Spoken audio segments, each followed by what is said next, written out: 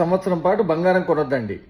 వీలైనంత వరకు public ట్రాన్స్పోర్ట్లో travel చేయండి. మీ సొంత వాహనాలు నడపొద్దండి.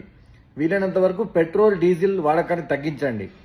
వీలైనంత వరకు ఫారిన్ కంట్రీకి వెళ్లే ట్రిప్పులు వాటిని మానేయండి. ఒక సంవత్సరం పాటు డబ్బులు ఆదా చేసుకోండి. ఈ మాటలు అంటుంది నేను కాదు, ఈ మాటలు అంటుంది స్వయాన మన దేశ ప్రధానమంత్రి మోడీ.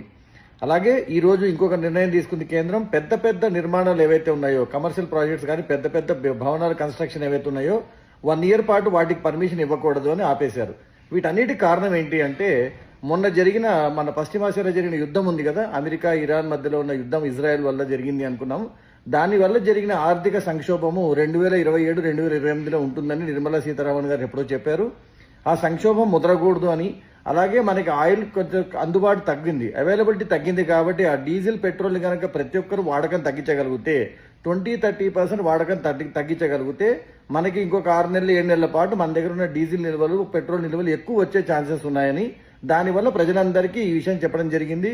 అలాగే ఆల్రెడీ రూపాయి వాల్యూ కుదేలైపోతుంది. ఆల్రెడీ 95 పాయింట్ సంథింగ్కి వెళ్ళిపోయింది. ఒక్కొక్క US$కి 95 రూపాయలు తగ్గిపోయింది మన ఇండియన్ వాల్యూ రూపాయిది. ఆ రూపాయి మీద ఉన్న ప్రెజర్ ఇంకా తగ్గాలి అంటే, కాస్తనే రూపాయి విలువ పెరగాలి అంటే మన బంగారు కొనుగోలు తగ్గించాలి. ఎందుకంటే లేకపోతే ఇంపోర్ట్ ఎక్కువైపోతాయని. సో బంగారం వీలైనంత వరకు కొనొద్దండి. ప్రయాణాలు కూడా అనవసరమైన ప్రయాణాలు, long drive petrol diesel waste అయ్యేలాంటి ప్రయాణాలు చేయొద్దండి. వీలైనంత వరకు భారతదేశంలో ప్రయాణించడానికి ట్రై చేయండి. అది కూడా పబ్లిక్ ట్రాన్స్పోర్ట్ నుంచి చేయండి. పెద్ద పెద్ద భవనాలకైతే పర్మిషన్ ఇప్పటి ఇవ్వట్లేదని సెంట్రల్ గవర్నమెంట్ ఇప్పుడే నిర్ణయం తీసుకుంది. సంవత్సరం పాటు